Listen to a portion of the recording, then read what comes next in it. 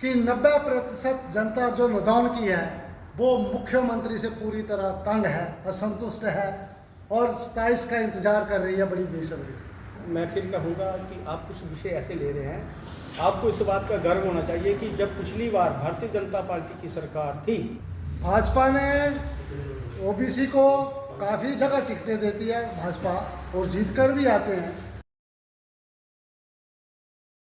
नमस्कार, अंतरिम भारत मीडिया में आपका स्वागत है।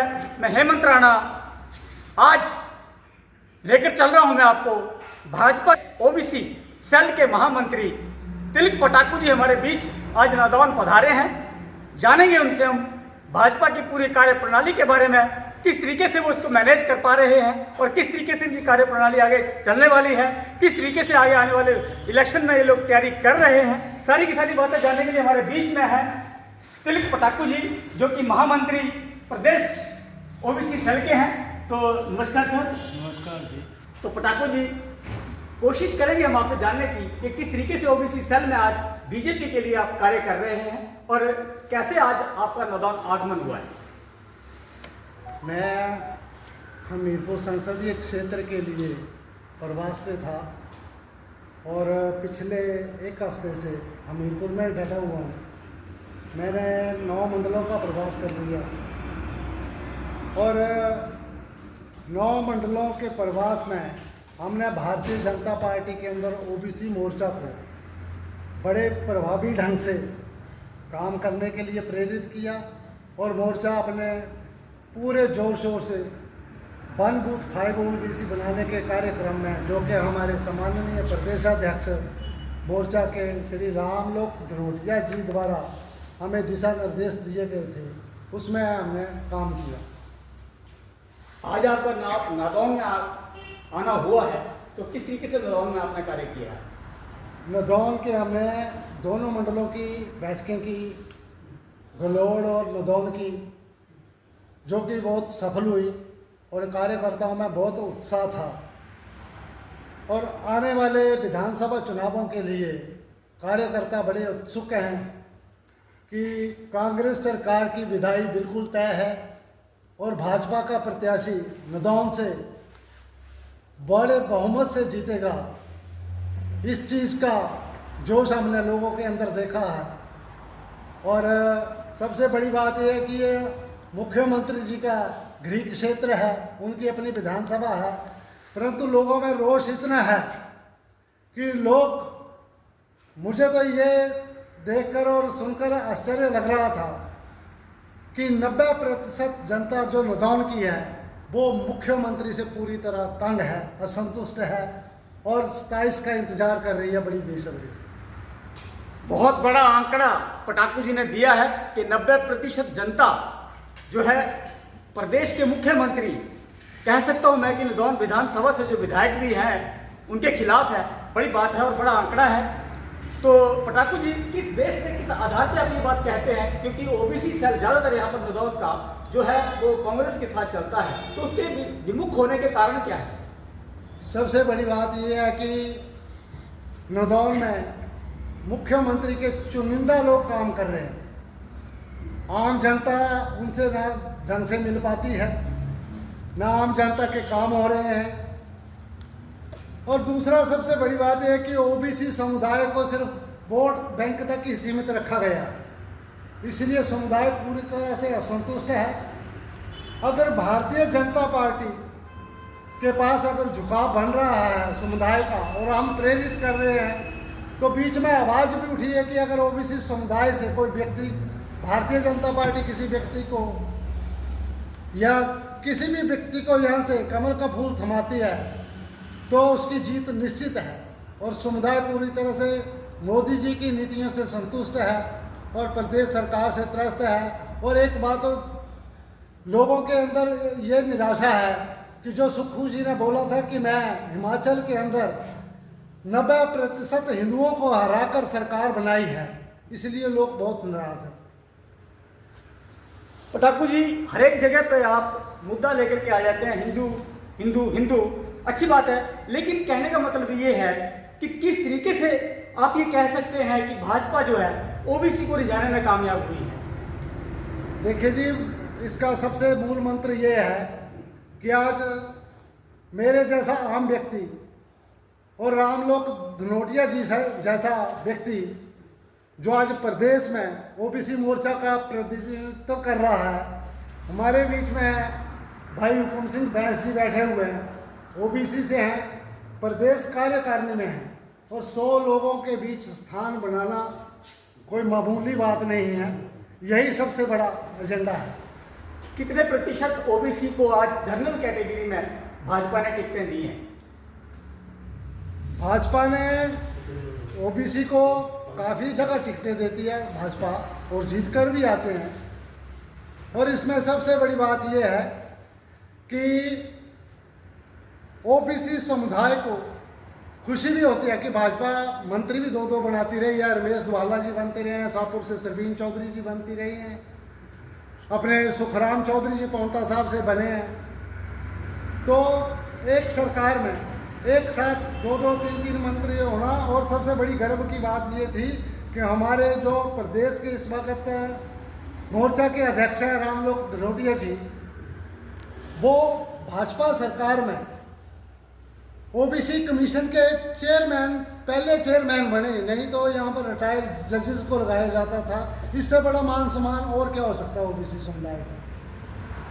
कहीं ना कहीं एक बात आती है, मैं आपको प्रदेश की बात में लेकर के पूरे देश की अगर राजनीति के ऊपर बात करें तो कहीं ना कहीं भाजपा अपने ऑफेंसिव लोगों को टिकट देने में ज़्यादा जो है झुकाव रखती है, और कहीं ना कहीं जो ओबीसी जो कह सकते हैं कैटेगरी है वो ऑफेंसिव ना होकर थोड़ा डिफेंसिव होता है। तो क्या वो टिकट से वंचित होने का ये भी बड़ा कारण है क्या भाजपा में? नहीं, ऐसी कोई बात नहीं है।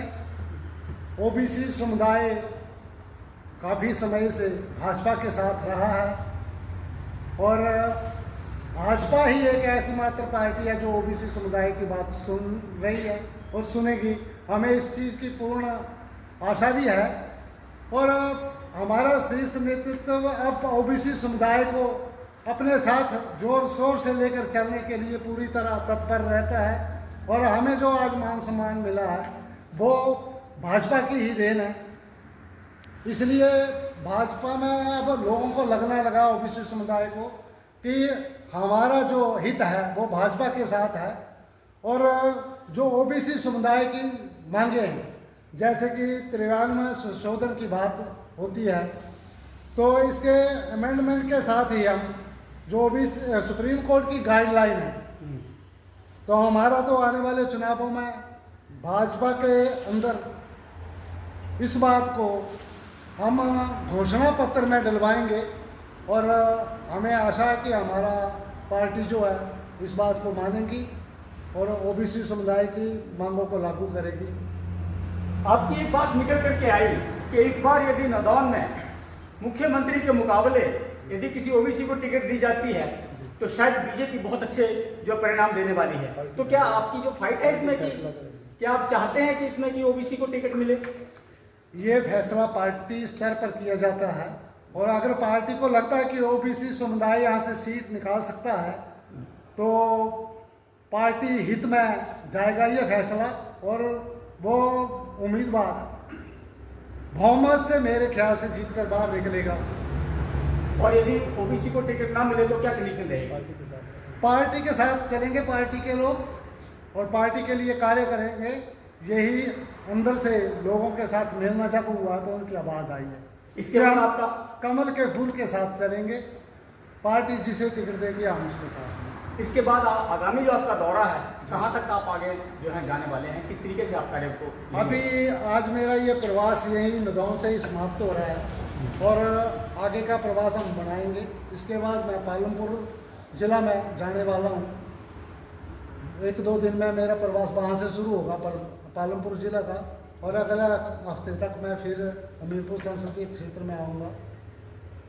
और मेरा प्रवास यूं ही निरंतर पूरे प्रदेश में चलता रहेगा जब तक मुझे मेरे प्रदेशाध्यक्ष श्री रामलोक धनोटिया जी जहाँ जहाँ दौड़ाएंगे मैं वहाँ जाऊँगा। और ये पूरी टीम हमारे साथ निरंतर चलती रहती है। मेरे साथ मेरे उपाध्यक्ष जी बैठे हुए हैं, राजीव जी, हमारे हुकुम सिंह बैस जी बैठे हुए हैं, विजय चौधरी जी बैठे हुए हैं, प्रदेश कार्य समिति के सदस्य हैं, हमीरपुर के सम्माननीय अध्यक्ष जिला के बैठे हुए हैं संजय चौधरी जी, इन लोगों ने लगातार मेरा सहयोग किया, मेरे साथ रहे।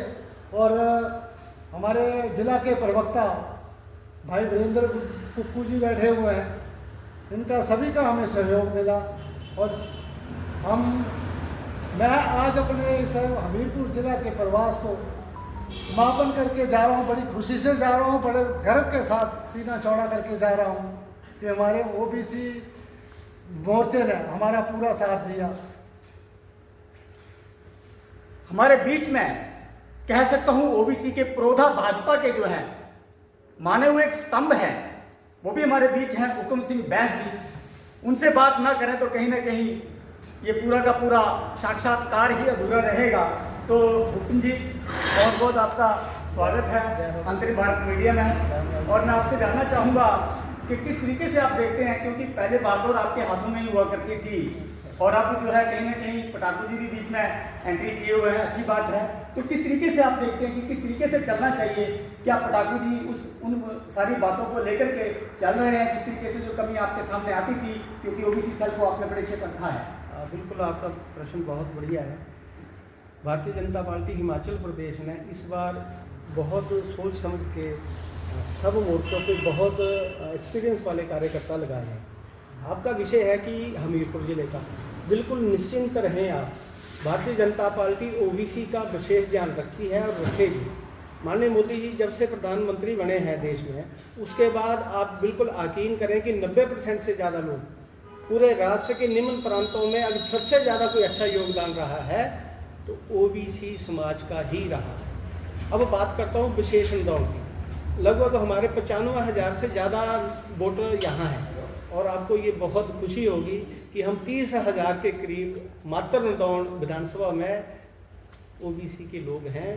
और इस बार निश्चित ही भाजपा यहाँ जीतेगी और निश्चित रूप में ही भारतीय जनता पार्टी की सरकार हिमाचल प्रदेश में अपना परचम लहराएगी। अगर इतने सारे मतदाता हमारे इस ओबीसी सेल के नदौन में हैं, तो अभी तक दोनों ही पार्टियां इस वर्ग को विशेष को क्यों इसकी अनदेखी करती रही? हाँ, ये बहुत अच्छा, देखिए ये बिल्कुल बड़ा अच्छा विषय है आपका। हिमाचल प्रदेश में अगर पहाड़ी भाषा में कहूँ तो कि राष्ट्र के निम्न प्रांतों में जाके ये बिल्कुल हमें कोसते हैं कि 98%, 95% हिंदू को हरा के मैंने सरकार बनाई। आपके द्वारा, मैं प्रेस के द्वारा ये पूछना चाहता हूँ कि आप संदेश क्या देना चाहते हैं, सनातन को किस तरफ लेके जाना चाहते हैं और आपके मन में चल क्या रहा है कई वर्षों से? अगर आपका बस चले तो आप दूसरा बांग्लादेश यहाँ बना देंगे। ये तो शुक्र करो कि सनातन की ताकत, भारतीय जनता पार्टी की ताकत यहाँ रात दिन चौकस होके बड़ी सावधानी से हम अपने प्रदेश को शांतिप्रिय ढंग से चला रहे हैं। हुकुम जी, आपने बात की सनातन की, लंबा विषय, हालांकि वीडियो बहुत लंबा हो जाएगा, लेकिन सनातन के ऊपर अभी तक हम जब बात करते हैं तो समझ नहीं पाते कि सनातन आखिर है क्या, सनातन की परिभाषा क्या है? सनातन की बात कहाँ करते हैं? जब से हम अंकुर फूटता है और जब तक हम स्वर्ग जाते हैं, सनातन का ही एक ऐसा खेल है कि जो हमें स्वर्ग जैसा जीवन व्यतीत करने के ये आनंद प्राप्त करवाता है। आप दूसरी बात देखिए, राष्ट्र की कितना बड़ा विडंबन है। आपको व्यक्तिगत जानता हूँ, आप भी हमारी विचारधारा के बिल्कुल पक्के और निडर व्यक्ति हैं। प्रेस में कौन सी शिक्षा दी, कौन सा राशन दिया, कौन सी खाद दी, कौन से इंजेक्शन लगाए राष्ट्र के लोगों को? आज हम 85% लीवर के कारण लोग मेरे देश के और मेरे हिमाचल प्रदेश के खत्म हो रहे हैं। अगर आपको यकीन नहीं है तो टांडा में ओपीडी चलती है मंगलवार और वीरवार को, आप रो पड़ेंगे। जितने ब्यास नदी के किनारे के लोग हैं, मनाली से लेके तलवाड़ा तक, सबसे ज़्यादा पीड़ित पीलिए के रोग के कारण हैं। कौन सा पानी देते हैं, कौन सी खुराक दे रहे हैं? दूसरा सुनिए आप, मैं तो मुख्यमंत्री को कल भी चिट्ठी लिख रहा हूँ और मैंने माननीय उच्च न्यायालय में इसकी PI डालने वाला हूँ कि आप संदेश देना क्या चाहते हैं, कौन सा जंगल राज बनाना चाहते हैं हिमाचल प्रदेश को? 85% to 95% खेत बंजर पड़े हैं। किन सांभरों को बचाना चाहते हैं? मैं फॉरेस्ट के DFO के पास गया, उसने बोला जी हमने शेर और सांभर की प्रजाति में सांभर को डाला है, नील गाय को डाला है। भाई साहब आप बताइए क्या करना चाहते हैं? सबको खत्म करना चाहते हैं?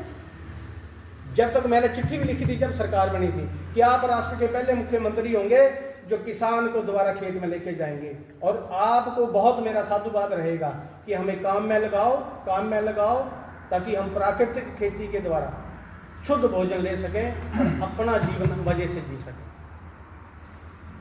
कहीं न कहीं हमारी बात थोड़ा भटक गई। बात मैंने पूछी थी सनातन के ऊपर, हालांकि आपने उसको आप खेती बाड़ी पर लाए हैं, अच्छी बात है, लेकिन खेती बाड़ी की जहाँ तक मैं बात करूँ तो पिछले लगभग 10-12 सालों से कि भाई ये खेती ना तो आपकी ही सरकार में इस तरीके से हो पाई, ना ही इसी सरकार में हो पा रही है। कारण क्या है इसका?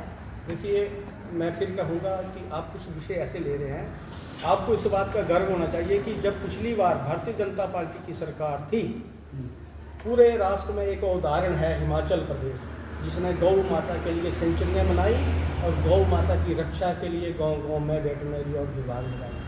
आज आपको सड़क पे हजारों गाय माता मिल जाएंगी जो जख्मी हैं, लंगड़ी हैं, दुर्घटना करती हैं। आप पिछले आंकड़े उठा के देख लें कि कोई भी एक्सीडेंट गौ माता के कारण या अपने निम्न बातों के कारण नहीं हुआ। ठीक है, और अब ये विषय एक और उठता है। मैं फिर कह रहा हूँ कि लॉ एंड ऑर्डर, और मैंने माननीय उच्च न्यायालय में भी एक पीआई डाली है एआई बंद करने की। चंद्र कुमार जी ने मेरी चिट्ठी पढ़ के विधानसभा में ये बिल्कुल कहा है कि हमारी एआई 92% फेल होती है, 92% एआई फेल होती है। राणा जी, प्रेस के माध्यम से मैं फिर कह रहा हूँ सरकार को, अगर मैं गलत हूँ तो मेरे पे एफआईआर लॉन्च कराएं और अपने विभाग से आंकड़े आज भी मंगवा ले सेक्रेटरी वेटरनरी से कि उनकी एआई कितनी कामयाब होती है, किस नशे में एआई को थोड़ा समझाएं क्या चीज़? आर्टिफिशियल इंसामिनेशन, जिसमें हम गायों को बच्चा के लिए टीका लगाते हैं। और आर्टिफिशियल इंसामिनेशन, हाँ, एआई जो वो ठीक नहीं है मतलब। बिल्कुल बिल्कुल, मैंने माननीय उच्च न्यायालय में पीएल डाली है कि इसका टीकाकरण को तुरंत प्रभाव से बंद किया जाए, यही मूल बीमारी है। इसका सेकंड विषय एनवीसी, नेचुरल ब्रीडिंग क्रॉस।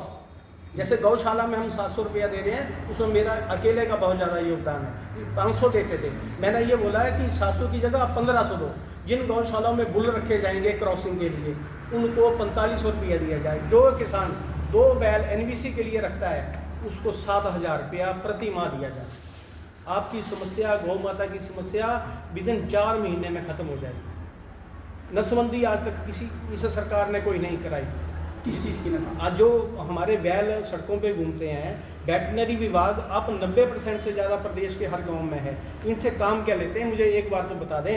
आप भी जरा प्रेस के द्वारा सरकार से पूछें कि कितने बैलों की इन्होंने क्रॉसिंग की है, कितने बैलों की नसबंदी की है। हम तो खैर प्रेस के माध्यम से मैं आपको कहना चाहता हूँ कि हमने कई बार कोशिश की और बताया भी है कि गाय की वजह से, खासकर बुल की वजह से लोगों में एक खतरा बना हुआ है। हमारे बुजुर्गों को, हमारे बच्चों को और कहीं ना कहीं महिलाओं को ज़्यादा ये चीज़ जो बुल है ज़्यादा डराता है और कहीं ना कहीं बड़ा डेंजरस बना हुआ है। आपने कई हादसे भी देखे होंगे, लेकिन ये हादसे जरूरी नहीं है कि मैं ये कहूँ कि भाई इसी सरकार की देन है या इसी सरकार के समय में हो रहे हैं। उससे पिछली सरकार में भी ऐसे ही हादसे हुए हैं कहीं ना कहीं। तो आप इस बारे में क्या कहेंगे सर? देखिए, दुर्घटना तो कभी भी हो सकती है, लेकिन मैंने ये कहा कि पिछली भाजपा की सरकार में हमने पूर्ण रूप से इस बात का इलाज किया है, गौ सेंचुरी के माध्यम से, सर मैं के माध्यम से। रोकना चाहूँगा आपको, क्योंकि गौ सेंचुरी से जुड़ा हुआ प्रश्न है। यहाँ गौ सेंचुरी बनी है एक लुथान में, सर उसकी कई बार हम खबरें लगा चुके हैं और वहाँ पर आपकी सरकार के समय से भी खबरें लगा रहे हैं, ऐसा नहीं है कि अभी लगा रहे हैं। वहाँ पर उस चीज़ की गायों की कोई संभाल नहीं है। जो वहाँ पर पैसा लगाया गया है बिल्कुल निरर्थक कह सकते हैं आप उसको, कि उसमें कोई पैसा उस तरीके से लगा ही नहीं जिस तरीके से लगना चाहिए था। वहाँ पर कह सकते हैं आप देखिए जाकर कि पूरा का पूरा फट चुका है, वो खराब हो चुका है। सेंचुरी के हिसाब से वहाँ पर जिस हिसाब से कौ, बुल और काल्फ रखने चाहिए थे नहीं रखे जा रहे हैं, एक जगह रखे जाते हैं सारे के सारे, जिससे कि कौस मर रही हैं। ये शुरू से चल रहा है। माननीय राणा जी, आपका विषय बहुत गंभीर है और आपने व्यक्तिगत उस विषय को कई बार उठाया है और मैं भी व्यक्तिगत उस समय और आज भी आपके साथ हूँ। मैं बिल्कुल ये चाहता हूँ कि गाय की रक्षा, गाय की संभाल बिल्कुल होनी चाहिए। दूसरा विषय आया है गौ सेंचुरी के हिलने का या खराब होने का। इस बार आपको पता है कि पूरे राष्ट्र में, हिमाचल प्रदेश में जलगर्म हुआ है और उसके कारण को बिल्डिंग को थोड़ा सा क्षति हुई है। मैं व्यक्तिगत जाके नहीं सर, उससे पहले की बात नहीं देखिए, मैं खुद बता रहा हूं, नहीं कैमरे में कैद किया था। दूसरा विषय आता है कि गांव की सिस्टम का, तो मैंने वहाँ भी बोला है कि आज उनके पास कोई डॉक्टर नहीं है। मैंने मंदिर के एसडीएम ज्वालामुखी को भी बोला है कि आप इसको एनजीओ को क्यों नहीं देते। वहाँ के विधायक संजय रतन के कारण आज तक उसका कोई फैसला नहीं हो पाया। इसमें सबसे मुख्य जो प्रॉब्लम आ रही है वो संजय रतन जी के कारण ही आ रही है। उन्होंने अपने विशेष व्यक्तियों को लाभ देने के लिए ये सारा घटनाक्रम कर रहे हैं और गौ माता की रक्षा नहीं कर रहे हैं। आरोप प्रत्यारोप हालांकि दोनों दलों के नेताओं में लगते हैं, लगते रहेंगे और लगने भी चाहिए, तभी जाकर के काम सही हो सकते हैं। लेकिन बात यहाँ पर उठी है कि आपने एक विषय और रखा था अभी कि ब्यास नदी के जो बैंक्स हैं, किनारे हैं, उनके आसपास लोगों को काला पीलिया या पीलिया की शिकायत बहुत होती है। लेकिन ये मामला आज से नहीं है, ये मामला शायद इससे करीब 5-7 साल पहले, हालांकि आपकी सरकार के समय मैंने उठाया था। और नदौन में इस वक्त पूरे हिमाचल से अगर देखा जाए तो 60% काला पीलिया के रोगी इसी नदौन में है। इसी नदौन में जो सराउंडिंग एरिया है, नदौन ज्वालाजी और ये सराउंडिंग एरिया है, मैंने इस मामले को पहले उठाया हुआ है। और बड़ी मैं आपको जिसे कह सकता हूँ कि बड़ी मेरे सूत्रों के हिसाब से कह रहा हूँ कि ये मामला बिल्कुल फैक्ट है और नदौन एरिया सबसे ज़्यादा इसमें अफेक्टेड है। देखिए राणा जी, आप नदौन की बात ना करें, मैंने तो मनाली से बात कही है जहाँ से ये हमारी पवित्र नदी चलती है और इसका मुख्य कारण है पानी का स्रोत। और मैंने कल परसों भी कहीं पत्रकार से कहा कि जब तक हम पब्लिक हेल्थ को और इरिगेशन को अलग अलग नहीं करेंगे, जब तक ये समस्या निरंतर ही बनती रहेगी और प्रतिदिन मानव के लिए बहुत खतरे की बात है। जितने हमारे नेचुरल रिसोर्स हैं उनसे आज भी पानी नहीं लिया जा रहा है, उनसे पानी आज भी नहीं उठाया जा रहा है। जब तक इस बात को ठीक नहीं करेंगे ये समस्या मानवता के लिए खतरा ही है। बैंस जी, बात आई सनातन की और पीलिया की, मैं क्यों जोड़ के देख रहा हूँ इस बात को, क्योंकि अगर हम पूजा आदि करते हैं पानी में डाल दो, बहा दो उस चीज़ को, क्या ये उचित है? हाँ देखिए, बहुत अच्छा विषय है और ये एक बहुत राष्ट्र लेवल का विषय है।